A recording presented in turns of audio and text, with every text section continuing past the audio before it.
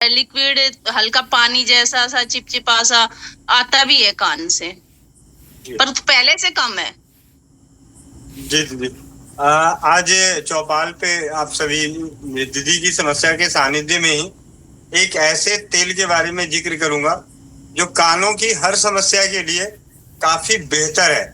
इससे पहले भी 11 बजे की कक्षा में चर्चा की गई है, लेकिन आज दोबारा ऐसे तो बाजार में अलग अलग आयुर्वेदिक कंपनियां हैं जो इसे बनाती है। उसका नाम है अपामार्ग का क्षार तेल। अपामार्ग का क्षार तेल इस नाम से मिलती है। ये तेल बनाना भी आसान है, हम अपने घर में बना सकते हैं। और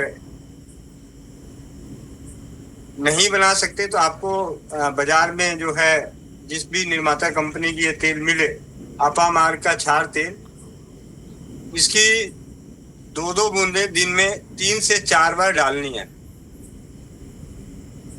जब घरेलू उपचार सर्वसाधारण उपचार से समस्याएं ना नष्ट होती हुई नजर आए, जैसे सामान्य रूप से घरेलू उपचार में है कि अपने स्वमूत्र को लगाने से, स्वमूत्र को डालने से, फिटकिरी और हल्दी का घोल बना के डालने से, नीम के पत्तों का रस डालने से, तुलसी के पत्तों का रस डालने से, नीम, तुलसी और हल्दी और फिटकिरी, इन सभी का जैसे रस, बाकियों का रस और हल्दी और फिटकिरी को किसी भी तेल में धीमी आंच पे पका के इसको सिद्ध करके, जो सब साधारण तरीके से इन्हें अगर डालने से कानों की समस्या में आराम ना मिल रहा हो, तो अपामार्ग क्षार तेल, जो सिर्फ अपामार्ग के पंचांग, जो उसको उल्टा कांटा कहते हैं, चिड़चिड़ी बोलते हैं, चिड़चिटा बोलते हैं, इसके पूरे पंचांग को लाके सुखा के जला के इसकी राख इतना देर तक और इतने अच्छे से जलाना चाहिए कि वो राख पूरी तरह से सफेद हो जाए। और जब सफेद राख जो हो, उससे 4 गुना ज्यादा पानी में, मतलब 10 से 12 घंटे मिट्टी के बर्तन में छोड़ देना चाहिए। और सुबह के समय में बिना हिलाए डुलाए उस पानी को छान लेना चाहिए। ऊपर का जो पानी है जो नजर आएगा, उस पानी को बहुत ज्यादा हिलाना डुलाना नहीं है कि नीचे का छान जो राख है वो मिल जाए।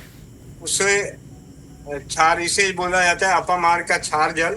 या किसी भी औषधि का जब क्षार बनाते हैं, भस्म बना के जब उसे पानी में घोल के 10 से 12 घंटे छोड़ देते हैं और उसके बाद उस पानी को निथारते हैं, ये पानी क्षार जल कहलाता है। जिस भी औषधि की भस्म का जल को जल में 12 घंटे के लिए छोड़ के सुबह निथारते हैं, तो वो उस औषधि का क्षार जल कहलाता है।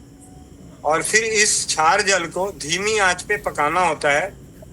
जब पानी का अंश सूख जाता है तो नीचे पेंदी में सफेद सफेद रंग का आपको मिलेगा चिपका हुआ, कईयों के काले रंग का भी हो सकता है।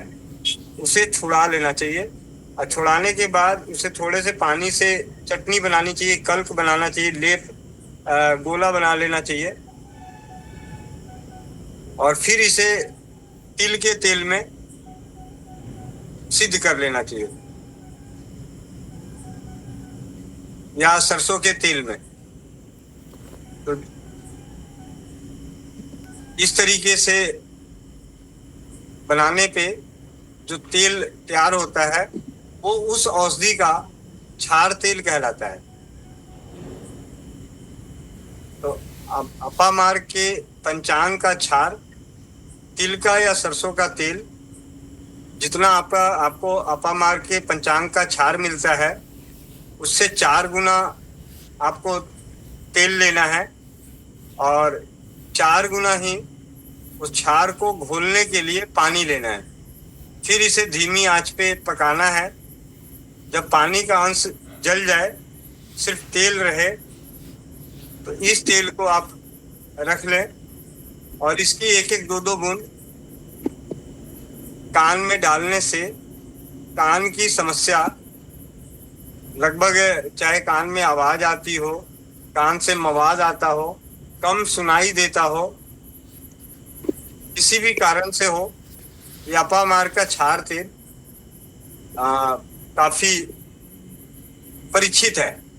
परिचित इसलिए कह सकते हैं कि मैंने कई वैद्यों की उनकी लिखी गई आयुर्वेदिक, जो अपने जीवन में उन्होंने जो भी आयुर्वेद के प्रति काम किया, अपने जीवन में वैद्य जीवन का जो काम किया और उनमें जो समस्याएं कानों की आई, तो शायद ही ऐसा कोई वैद्य की पुस्तकों में इसका वर्णन ना मिला हो।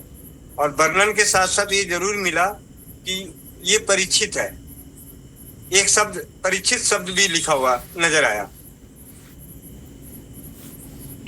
हम सभी स्वदेशी स्वास्थ्य रक्षक के रूप में भी कार्य कर रहे हैं अपने परिवारों के लिए खास करके, और अपने स्तर पे अपने आप को स्वस्थ रखते हुए उन्हीं अनुभवों के आधार पर अपने परिजनों को स्वस्थ रखने के प्रयास में लगे हुए हैं।